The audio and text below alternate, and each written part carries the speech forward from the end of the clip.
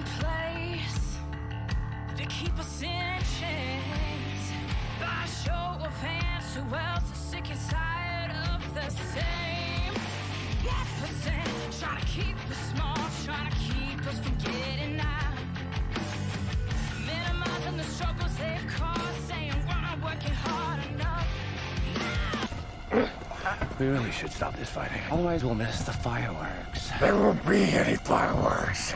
And here we go. And welcome, everybody, to Suck It. I am the great and powerful King of Kings, Prince of all that is awesome. Derek, how the fuck is everybody tonight on this January 11th of the crazy year that has been 2021 so far? 11 days in, we're already fucking questioning our whole entire lives. But, you know, that's all fine because tonight I got a good band on, a new band out of Minnesota. We're going to be talking to them. Plus, on top of that, the national championship game is on right. We'll be starting about 15 minutes here. Ohio State versus Bama. As you can see, I'm all ready to go and watch the game. Actually, I'm watching it right now. It's on my TV in front of me. So if I kind of zone out, don't pay attention to me. I'm just kidding. I'll be paying attention to them.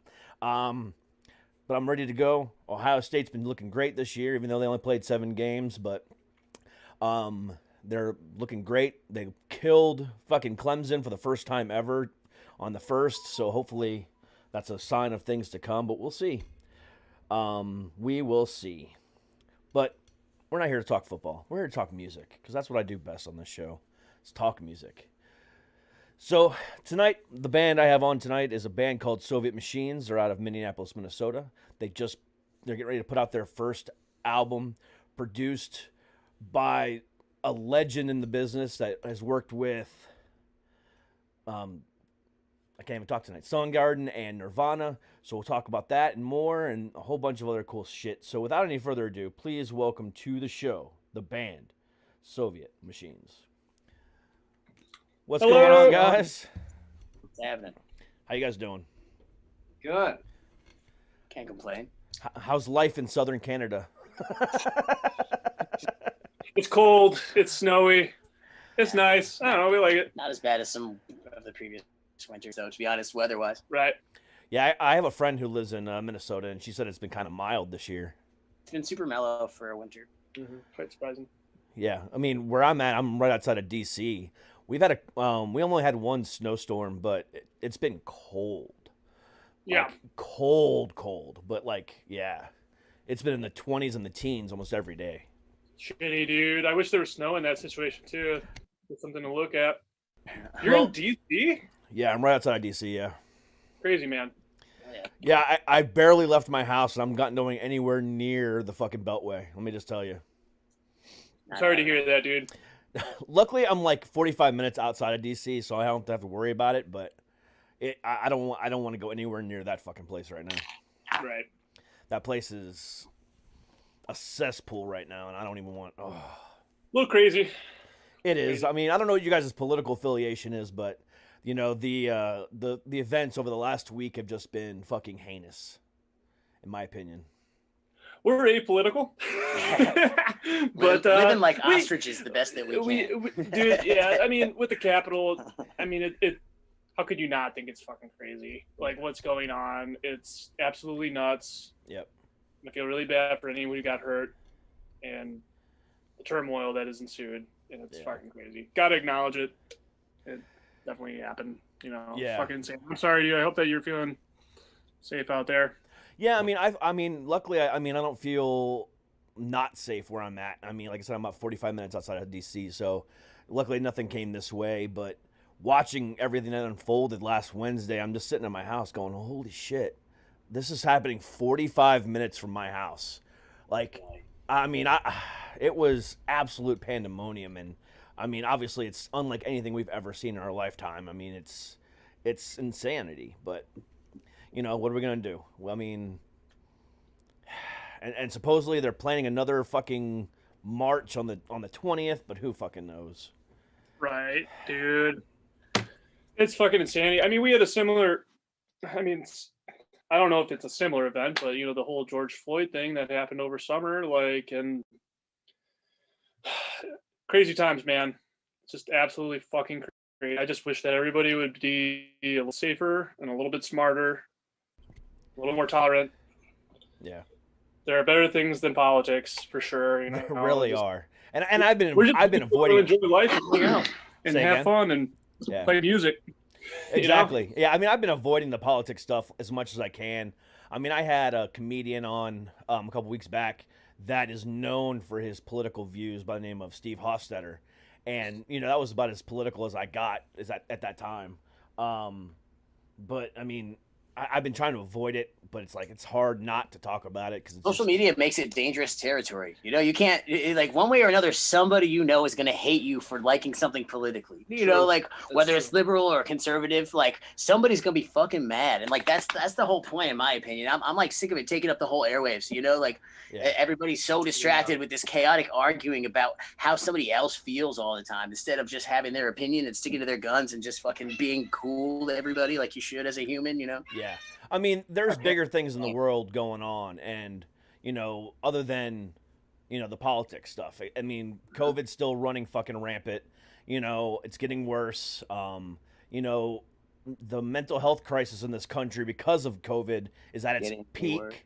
You know what I'm saying? I mean, it's never been this bad. The amount of suicides that we had last year, the amount of this and that. I mean, it's enough is enough.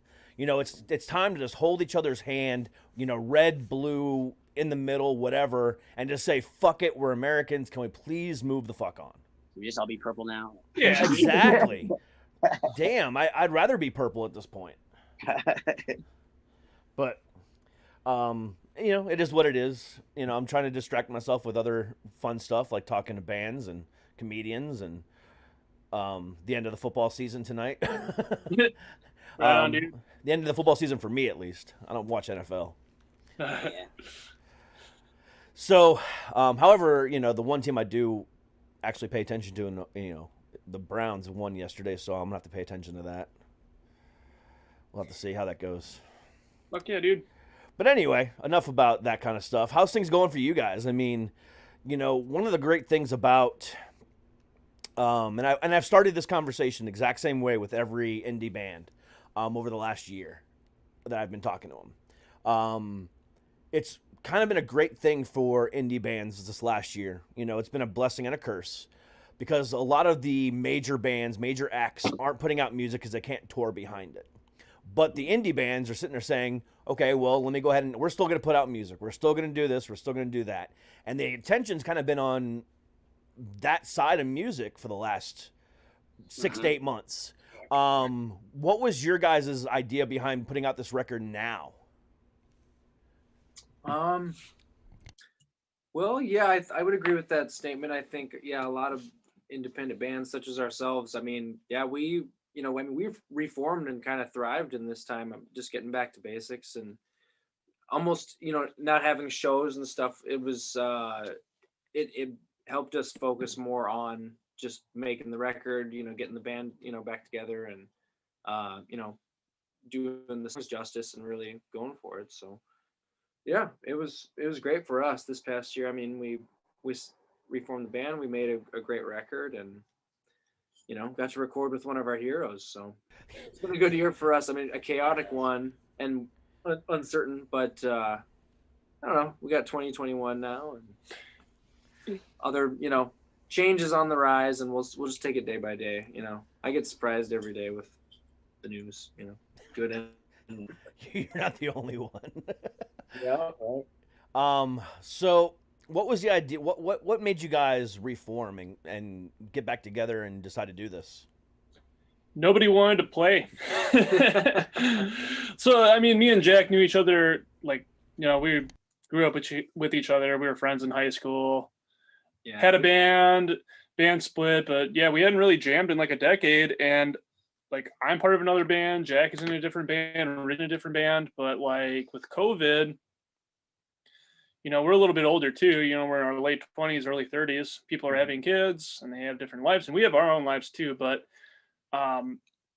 we just need to play music, and we found time to play music with each other We got together, we jammed out, sounded good. Pretty serendipitous, a lot of synchronicity and kind of the timing of everything. Yeah, for real. And it's great too. I mean, it's really weird not playing concerts, going back to your last question, but like there are fewer distractions, so you can focus more on the business aspect of it, which is a plus. It's positive. And like, if we would have reformed any other time, there's no way that we would have gotten into a studio with Jack Endino. You know, that would have been a year out.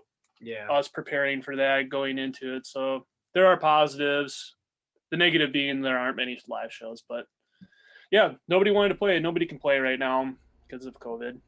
That's pretty much it. Yeah, I mean, yeah, and that's the worst part. I mean, it's great that, you know, Spotify and Amazon and iTunes are, you know, spotlighting, you know, indie bands because they're the only ones putting out records right now. But at the same time, you know, listening to an album versus going to them.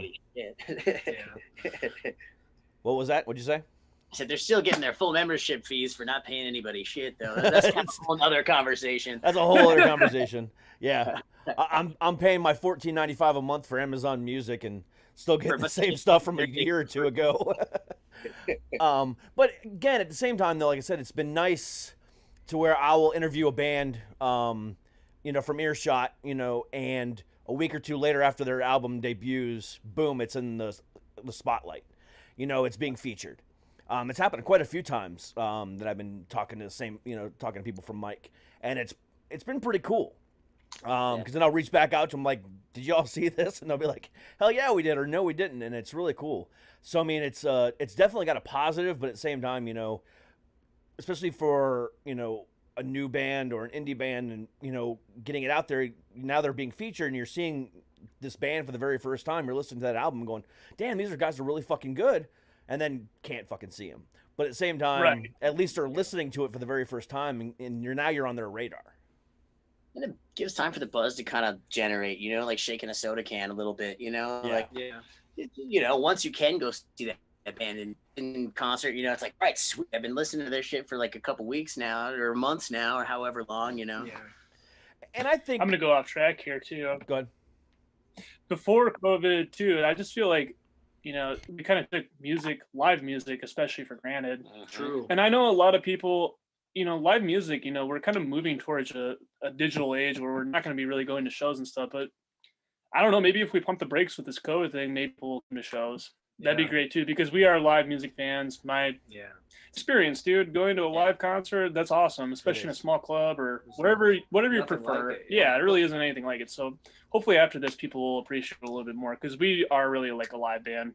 We want to play live.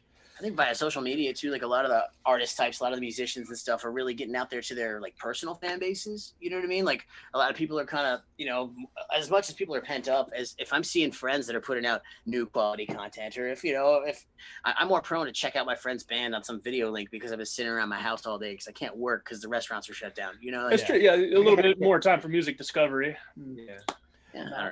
Yeah, I wholeheartedly agree with you. And, you know, I'm a live music fan as well. I mean, in 2019, you know, I saw 10 different shows at, you know, small venues, bigger venues, and, you know, outside, you know, amphitheaters and stuff like that. I mean, I saw everybody from Nothing More and Falling in Reverse to Ice Nine Kills and Slipknot. I mean, I saw it all in 2019. Oh, yeah.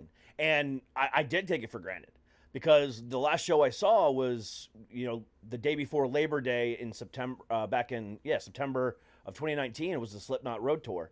And that was the last show I saw, and I took it for granted. And it's like, what happened? You know, it's been a year and a half since I've seen a show. And yeah, what the fuck are those guys doing? Corey Taylor just released a solo album, actually. That's pretty cool. Okay, he's actually making good use. Oh, yeah. He's busy. And his solo album. He's a hard working rock guy. Well, not only did he release his solo album, he's actually one of the few artists that have done a virtual show. So he rented out the Forum, I think it was, and so a whole arena he rented out and put on a fucking live show. I suppose he probably got it for cheap. It's not like the arena could be used for anything else. Well, good for that dude, man. He's making an effort to fucking do something. But still, that's sweet. Super productive. Yeah, and that new album, it's called CMFT, and it's fucking amazing. And you know I think he charged like $29 for the tickets. it was live on pay-per-view or whatever it was, and I watched it. It was great. It was just really cool. I mean, there's been a few that I've watched last year that were really cool. I mean, another band, Trivium, did one. And there's one other one that I saw too, but it's not the same. But at the same time, it's something's better than nothing. Yeah. Oh yeah. For sure. And I'm sure it's like a spectacle. Those bands can pull off so much stuff that, like, I mean, as independent we can't, but I think I'm behind it. Whatever, man. We could get into 7th Street or something. Music, however you digest it, is good. And hopefully it gets back to normal soon. But yeah, that's awesome, dude. Yeah, it's again, but at the same time, I know a lot of these bands too are putting together some really fucking kick-ass records that are going to come out in the next couple of years. Like, I know Slipknot's putting together, they're in the studio right now as well. I know Avenged Sevenfold's in the studio right now as well. I know Nothing More just got out of the studio. So I know there's a lot of bands that are putting their effort right now. But at the same time, they're not going to put it out until they can tour. So, again, the only bands that are putting out music is indie bands. So I'm just going to continue to consume that as much as I can, as often as I can, because that's where it's at. I mean, that's where the new music is. And, back in September, I made a decision, I'm not going to talk to national bands anymore. I'm only going to talk to indie guys. And that's what I've been doing for the last 5 months. And I'm going to continue to do that until I talk to everybody, because, Thanks, man. Thanks for having us. Yeah, keep the scene alive for us, dude. I mean, you guys deserve the spotlight right now. They're sitting at home, Avenged Sevenfold, M Shadows just came out and said, hey, if it takes us 3 years to put this record together, oh well, because we can't tour anyway. Okay, great. Thank you very much for that update. That sucks. And now I got to look down at my fucking bat skull tattoo that I have, because Avenged Sevenfold is my favorite band, and I know that they fucking have abandoned us as fans because they just don't want to tour. They can't tour, and they don't want to put out the album. It's like, you can't make money, so screw it. Yeah, and that kind of upsets me, because I had, what was it, back in 2017 they were supposed to go on tour, or it's 2018. It was 2017. 2017 they were on tour with Metallica, and then they were supposed to go on tour again in January of 2018 to profile the album, The Stage. And then M Shadows came down with a severe vocal cord infection, and he's just now getting over it, and they're just now in the studio. But it's like, okay, that's 3 years now that we've heard anything from you, and now you're saying it could take up to 3 more years? That's not cool. I mean, at least give us a single. At least give us something. Throw the fans a bone, for sure, dude. Like, it's kind of a jerk thing to do. I don't know. It is. It really is. We wouldn't do that. No. We're busting our asses over here. We're trying to do shit. It's much fun making songs, doing it right now, But I mean, that's what makes you guys, that's what makes indie bands right now special. Hell yeah. It is the fact that you guys are putting your asses on the line. You're busting your asses. You did you actually go to Seattle to go with Jack, or did you guys? Oh, yeah. Yeah. So I mean, we recorded over like 2 days. Like, it was balls to the wall. Like, don't fuck up. Yep. It was also really comfortable though. It was very comfortable, a ton of fun. Like, that's the key thing, is that it's fun. It's not like a chore. It's not like a job. We went there. We had our shit together. We had an idea of what we wanted to do. Jack Endino, really, I don't know, like-minded. So it worked out really well. It was easy. It was super fun. So I think it shows on the record too. That's what I was gonna say. I mean, working with a guy like that, produced stuff for Nirvana and Soundgarden and many, many others. What was it like working with that guy? I mean, he's a fucking legend. Really cool. For me, it was one of the easiest sessions. I thought I was going to be a little starstruck by him, because like I've been a fan of his records since like I was a teenager. Like, getting into music, Nirvana was my first band, like, that I really, really liked a lot. And so I thought that I was going to approach the situation. It was going to be a little weird, but it totally wasn't. He was totally down to earth. He was just like, yeah, this is the place where we're going to be recording. This is who I am. Like, super easy. Super, super, super easy. Would recommend him to anybody. Great guy. Yeah, totally. He's just fun, and he's funny. He'll indulge you. If you have an idea and you want to do something, he'll be like, let's do it.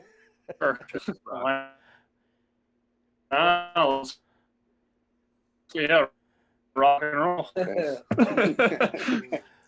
Yeah, he seems like that kind of guy that would be like that. That's kind of funny though. Was he like overly critical of you guys or no? No, not at all. He was super supportive of us, actually. It just seems like somebody like that would be. It just seems like somebody like that with the legend status that he has, he would just be nitpicky at everything and just making sure that everything sounds perfect, especially, only recording in a 2-day period. Well, the good thing about Jack Endino is, he came up with the grunge kind of like punk rock mentality. And by no means are we like a perfect band. Mm-hmm. I think that we're really professional and we're really tight. But at times, we can be a little rough around the edges. I don't think that's a bad thing. I think that's pretty rock and roll. Yeah, it's intentional. And yeah, like Jack says, it's intentional. And I think he picks up on that. And I think that he works really well with bands like that. Yeah. We're not a band who likes to spend time in the studio. We like to go in there, bang it out, and be done with it. Yeah. And he's a working guy too. He wants to do the same thing. So the thing about music too is it's very subjective. So if it's it's sounding good, then we're good. If we would have gone in there and sucked, I would have been like, no, we're not going to release this. Right. I don't care if we recorded with Jack Endino. If it sucks because of us, not him. Yeah. But he was not critical at all. I found him to be very agreeable, supportive, yeah. Super supportive. I'm very meticulous with my drumming, very meticulous. There was a few things that we did with tuning that he suggested, and I was totally open to. He's like, your toms are a little too low. They're kind of flappy. And I'm like, okay, show me what you want. And he tuned them up. And I've been tuning them that way since because he's got a great ear. He's a master, but that was his pretty much only criticism of my musical contribution. And, there was a couple of things that we flubbed with guitars and bass. And then he was just like, let's punch that. And I'm like, yeah, let's do that. Those are the only criticisms I could really think of that he had. And they're not really criticism. It's just I guess we approach it in different ways. Just let's make this work. Let's make this song sound really fucking good. Mm-hmm. We're not going to disagree with anybody. Let's just do it. When we always pick the take that just had kind of, I don't know, just had the vibe, had the energy. And you can tell, in the final mixes, there's a great energy to it, and that's why people are liking it, I think. I think it's stayed really frictionless too, because in general, we're all three really pretty humble, down to earth people. And Jack Endino was really gentle with his how you say prodding when he was trying to get a better vocal take or something. You know what I mean? He's just yeah, that's not the one. Do it again. If you're the guy who's not headed and nervous, you're like, damn it, then you're gonna have had a bad time. But I don't know. The guy really clicked, I think, with their vibe. The group dynamic was really cool in the studio. We had a lot of fun. My favorite expression that he had was when we had a good take, he said, well, that didn't totally suck. Yeah. I was like, yeah, I guess you're right. And that's when we know we could probably move on. As we were leaving, that was one of the last couple things I heard him say. You guys don't suck. Thanks, dude. I think even his wife said that when we went to there. He says that you guys do not suck. Yeah. Yeah, they cooked for us. Thanks, Mia. Hey, that's actually a huge compliment coming from him. Yeah. Absolutely. Great. We had a lot of fun, and yeah, he's been a good supporter of us, man. I can't wait to work with him again. Well, I listened to the album. It sounds amazing. It really does. I would have never guessed you guys put that together in 2 days. It is crisp. But it does have that 90s, grunge punk sound, at the same time, where you could tell that's what you were going for at the same time, which I dig as much as, as the next guy, because I love that shit. I love that retro 90s feel. Cause I feel that's something that's missing, in music today. That sound. Don't get me wrong. I love my hardcore, and I love my metal, and I love, all this other stuff. But at the same time, it's nothing like listening to a band that's bringing back that retro vibe of 90s, that 90s style of grunge or punk, which I just really fucking dig, and you guys really pulled it off nicely. Well, thank you. Thank you, man. No problem. So I know you mentioned that you were a big Nirvana guy, which I hate to say I never was. I just never understood. That's okay. Yeah, I just never understood Kurt Cobain. And I mean, he might have been a great lyricist, but as far as like, the band as a whole, I just, I think it was definitely It's not for you. just not for me at all. I was more of a Pearl Jam guy, as far as grunge goes. But what were some of you other guys' influences? Well, first of all, the fact that you're not a Nirvana guy really pisses me off.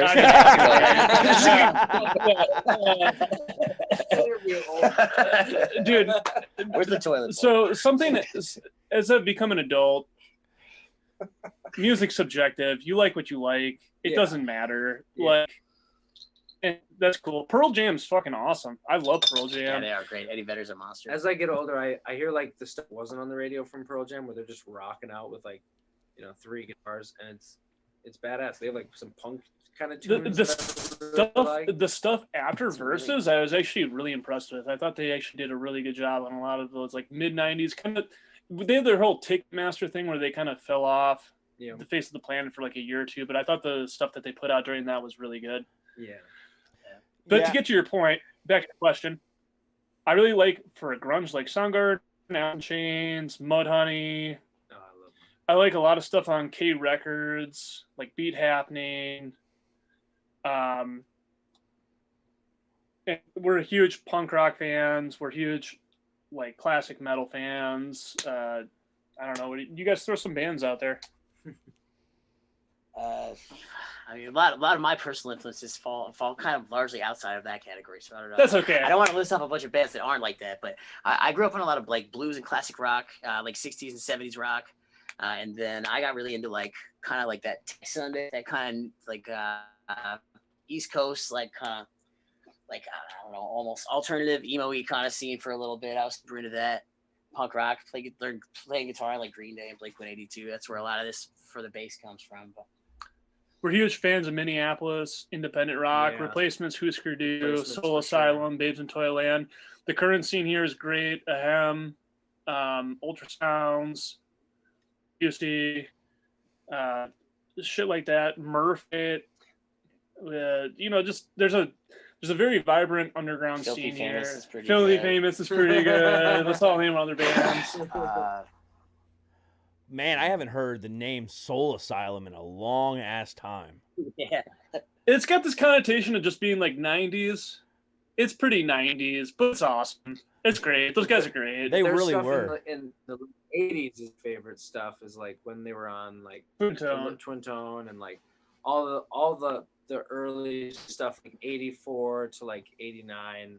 Hang Time's a great record. Horse That Rode In On, Time's Incinerator, all that shit. I mean, I love early Soul Asylum. Loud Fast Rules. Yeah, Loud Fast Rules. Yeah, I forgot they were from. I'm kind of a hardcore guy too. Minor Threat, Black Flag, Bad Brains, Descendants, shit like that.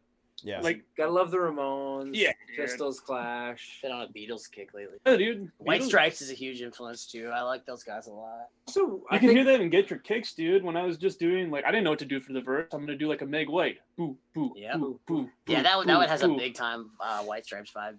Well, actually, when we first started, we started this band in high school, by the way. Mm-hmm. So we were really young, and I think when we were starting, we were listening to a lot of the Thermals and like Black Rebel Motorcycle Club. Like, I think influenced Direct a lot of influences what's going on and Get Your Kick.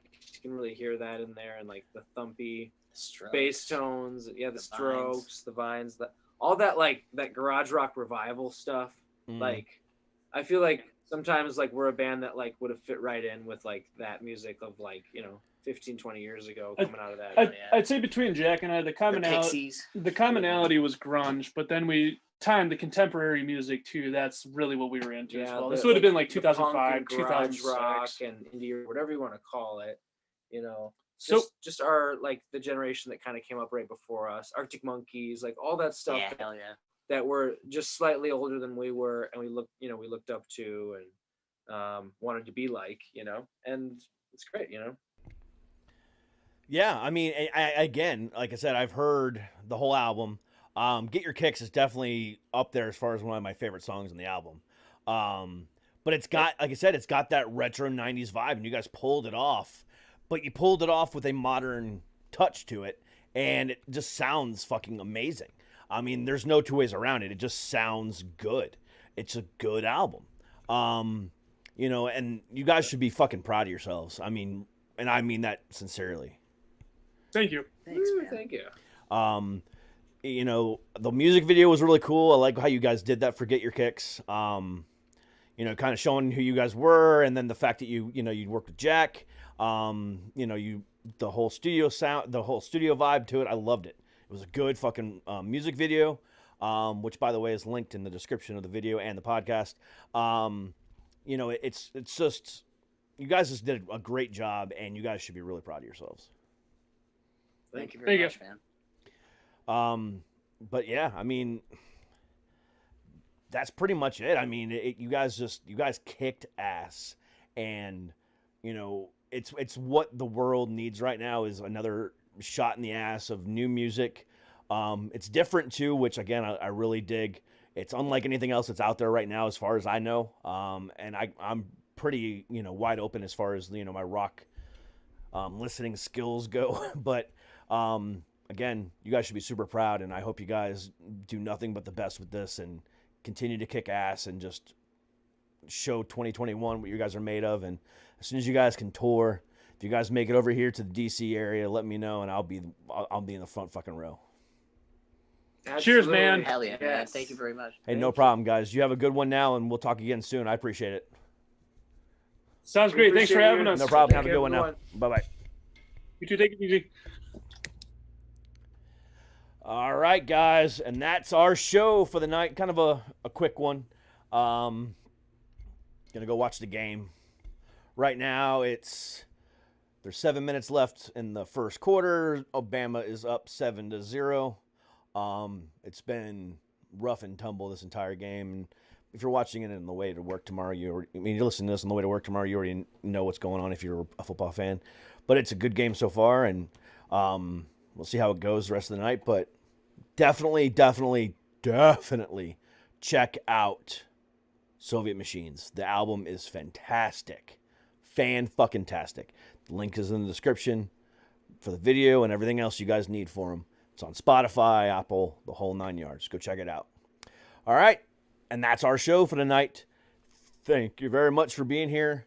You guys know how much I fucking love you. So be happy, be healthy, and as always, be fucking heavy. We'll see you guys tomorrow. Peace.